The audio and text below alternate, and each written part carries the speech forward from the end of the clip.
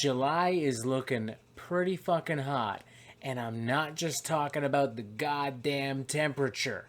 We have scorching tunes coming in left and right from big-name metal bands like At the Gates, Mayhem, Born of Osiris, Twisted Sister's iconic frontman D. Snyder, not to mention some exciting debuts on the way from Wizard Throne and Ophidian Eye and a few more. Oh yeah, and Psychosexual. Unfortunately. But we'll cross that bridge when we fucking get there. But before we cross any bridge, let alone that particular one, first we must catch up on everything that we may or may not have missed in the month of June 2020. So, without further ado, sit back, grab yourself a fucking beer, and enjoy this brand new Albums I Missed video.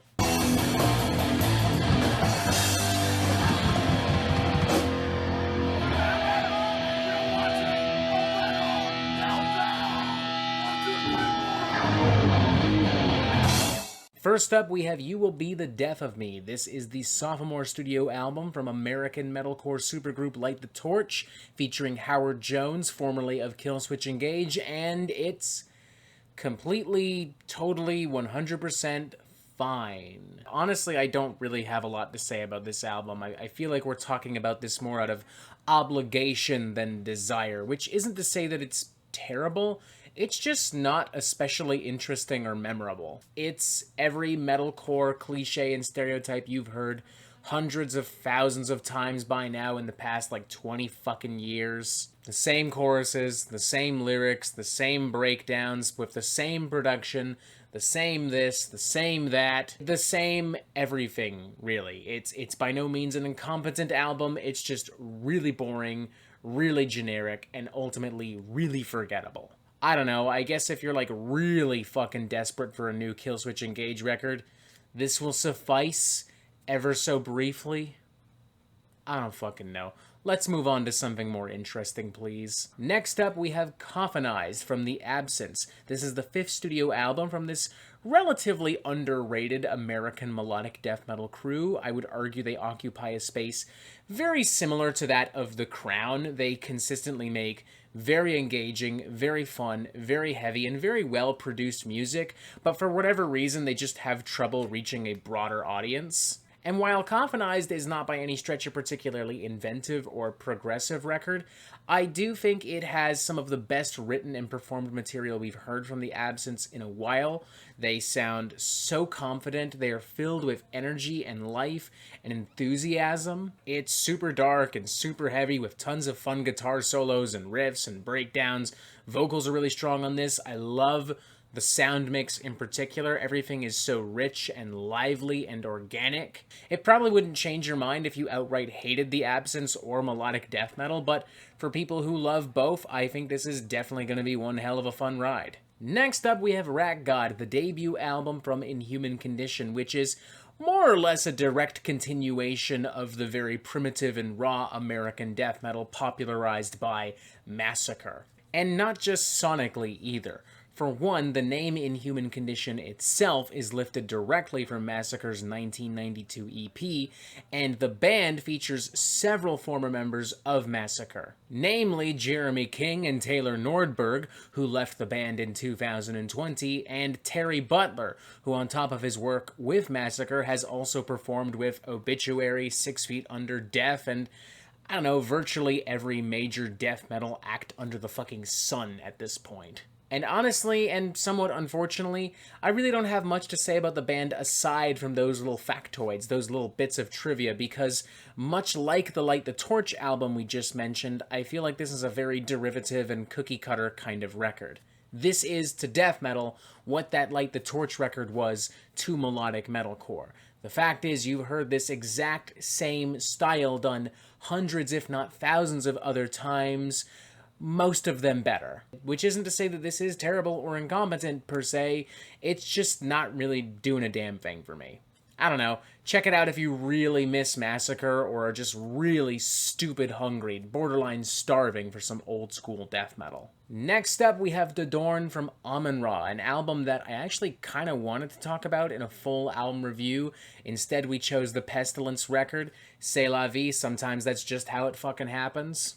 But on the bright side, at least we still get to talk about it here, which is a good thing because this is some seriously aggravating post-metal and sludge. I mean, this is just horrific. Pure pain and torment in sonic form. I had the absolute pleasure of seeing Amonrah a few years ago opening for Yob and Voivod, and it was without a doubt one of the most incredible live shows I've ever seen. It was such a deeply evocative and intimate and cathartic performance. It struck me to the fucking core, and as a result, I've been extremely interested in nearly everything Amonrah has ever done.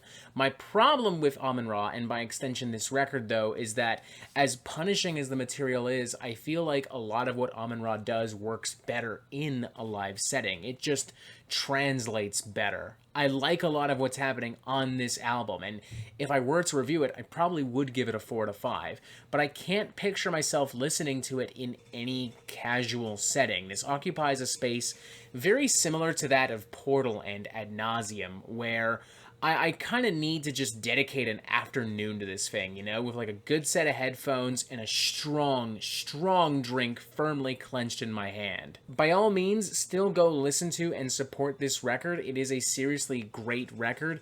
So dark, so immersive, so brutal, so captivating in so many ways.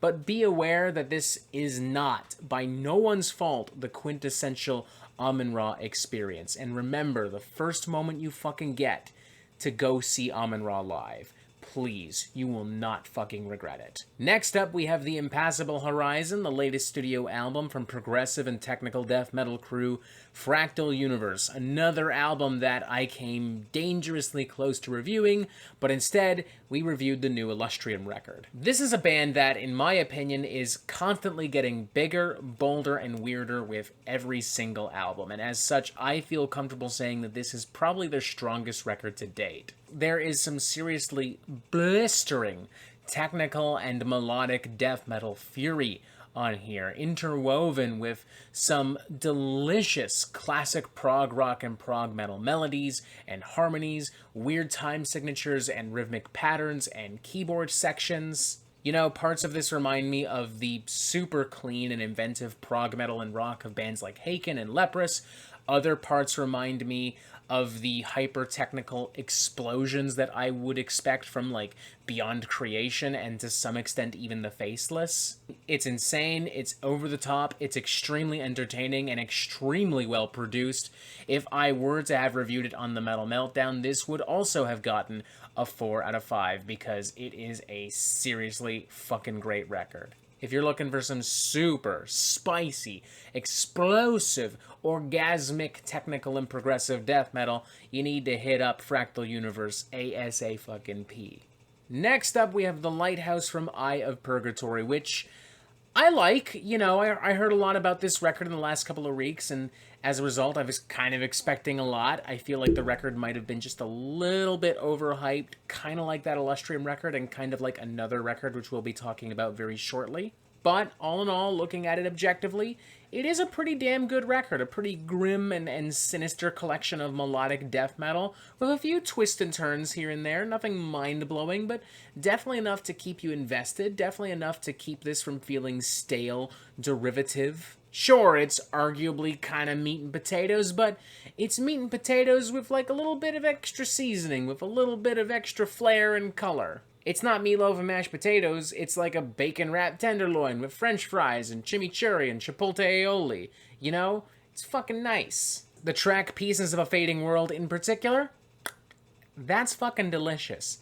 More, please. Yeah, I really like this album. Maybe still just a little overhyped, but I can definitely see why people are as excited about this as they are. So definitely check this out if you're even more hungry following that Absence record for some delicious melodic death metal. Next up, we have Excretion of Mortality from Cerebral Rot, and holy shit, this thing is fucking disgusting. Like, let's not waste any fucking time with this one.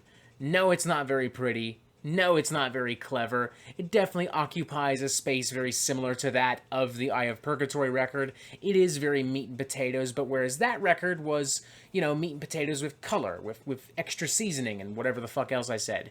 This is meat and potatoes death metal cooked up by literal sewer mutants. And, instead of gravy or au jus, they just dump literal piss and shit and slime and blood all over the fucking thing. It is just so over-the-top, gruesome, and violent, and brutal, and as a result of all of that, fun. It is everything that a truly great death metal album should be at the end of the day. Chock full with great riffs, great percussion, some really great disturbing vocals. It's just a fucking great record, man. If you're just looking for some super filthy, stupid death metal tunes, you need this.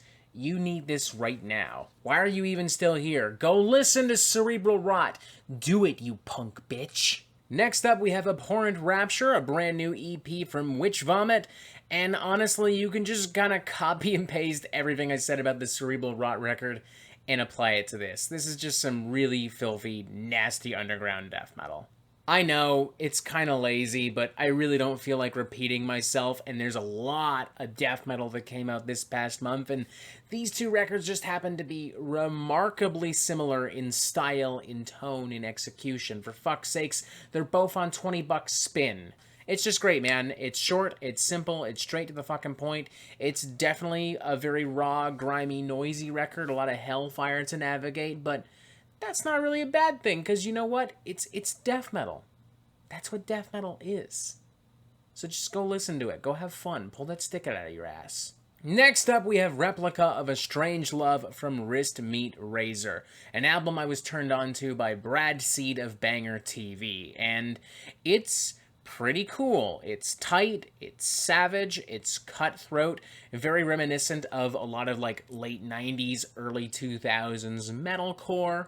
It's maybe a little too edgy for its own good in some small parts, particularly with some of those anguished kind of post-hardcore, metalcore clean vocals, and especially with some of those lyrics, but all in all, this is pretty damn fucking fun. There are plenty of tight, sick grooves across this thing, plenty of fun riffs, plenty of genuinely really great breakdowns, which I'm finding is more and more uncommon within the realms of metalcore and deathcore. There are some genuinely spooky industrial and electronic interludes found throughout the record that I think add a little bit of atmosphere to this without bringing it to a complete halt. Yeah, all in all, I really like this record. I think if you're looking for some really spicy, crunchy, kind of spooky, edgy metalcore, you really can't go wrong with this. Next up, we have Echoes of the Soul from Crypta. I received a lot of requests to review this album. I chose not to, not because I hate it, but because there simply isn't really a lot to talk about. Y'all are acting as if this is the most revolutionary death metal record of all fucking time, when in reality it occupies a space very similar to that of the last records from Nervosa or Necrot, They're fun, but pretty predictable and one-dimensional. Now, to be fair, I would say I prefer this over those records from Nervosa and Necrot. I will give the band credit that there are some flares and subtle spices taken from across the death metal spectrum. Some melodic leads here and there, some blackened vocals, some particularly crunchy production, reminiscent of the more modern death metal of a band like Gatecreeper.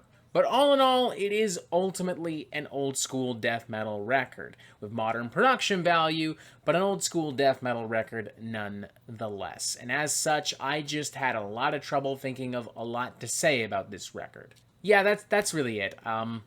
It's good, check it out, but word of advice, please stop acting like every single death metal record that comes your way is a gift from the fucking gods. Don't get me wrong, I like that Cerebral Rot record, but I'm not going to sit here and pretend that it's a 5 out of 5 fucking masterpiece, because it isn't. And that's exactly what some of y'all are doing with this Crypta record.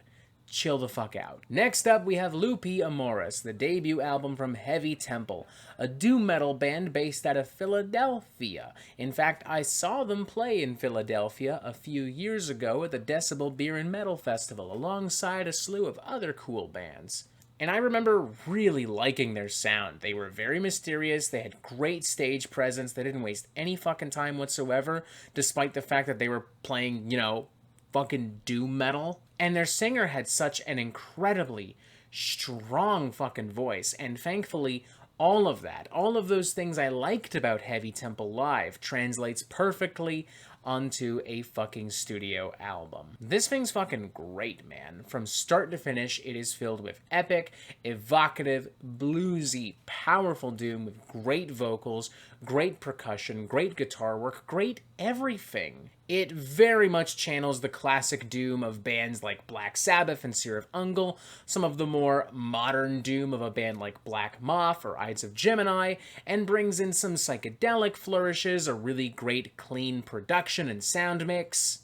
Yeah, it's just a really great record, maybe one of the best doom metal records I've heard so far in 2021, and with that in mind, I'd feel comfortable, assuming I did a full album review, giving this a 4 out of 5. Definitely check this fucking thing out. Next up, we have Unraveled from Orphan Donor, a very chaotic and angular slice of like mathcore and post-hardcore, with some very agonizing vocals and some very hectic, crazed arrangements. It can also be very sludgy and atmospheric at times, which I think is pretty interesting. It almost reminds me of like some weird long-lost fusion of sumac and some very, very, very early primitive kind of metallic hardcore and mathcore from Converge. In theory, I should like a lot of what's happening here. There certainly is a lot to like. But in execution, I think this thing is just way too messy and all over the place for its own good. There are cymbals that are constantly ringing and clashing with distorted guitar patterns. There are these sludgy arrangements that build up that don't really go anywhere, you know? There's no catharsis, there's no climax, and vocals eventually devolve into just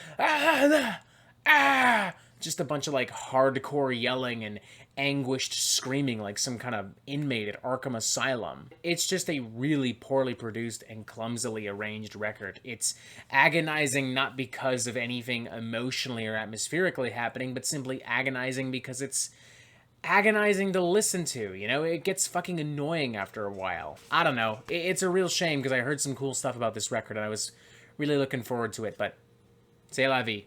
What are you gonna do? And finally, let's wrap things up with something a little bit different. The Dark Knight's death metal soundtrack released by DC Comics. This is a compilation that they have released alongside, I guess, some kind of new story that they've done with some of the most popular heroes like Batman, Wonder Woman, Superman, duh. I'm not really sure how this ties into the comics, so don't bother asking me because I don't fucking know.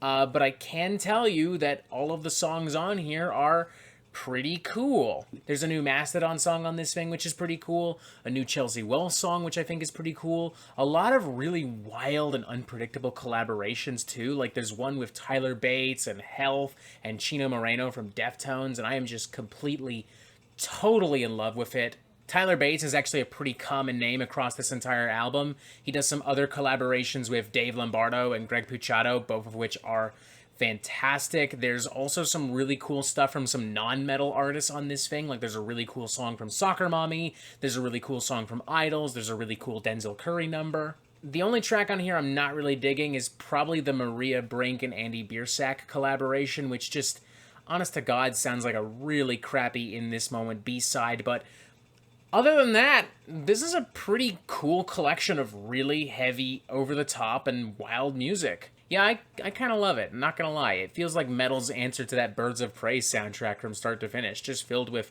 wild, crazy, unpredictable, unimaginable bangers. Side note, why is DC just killing the soundtrack game lately? Like, my fucking lord. And that is officially it for me today on this particular Albums I Missed video. So, what do you think? Do you like these albums? Do you not like these albums? Are there any more that you feel I missed? Are there any that I should be on the lookout for in the near future? Let me know in those comments right fucking below. As always, make sure you press subscribe so you get updates on the Metal Meltdown fucking immediately. And also, as always, you have yourself a fantastic fucking day. Fuck, why is it so fucking hot in here? Holy shit.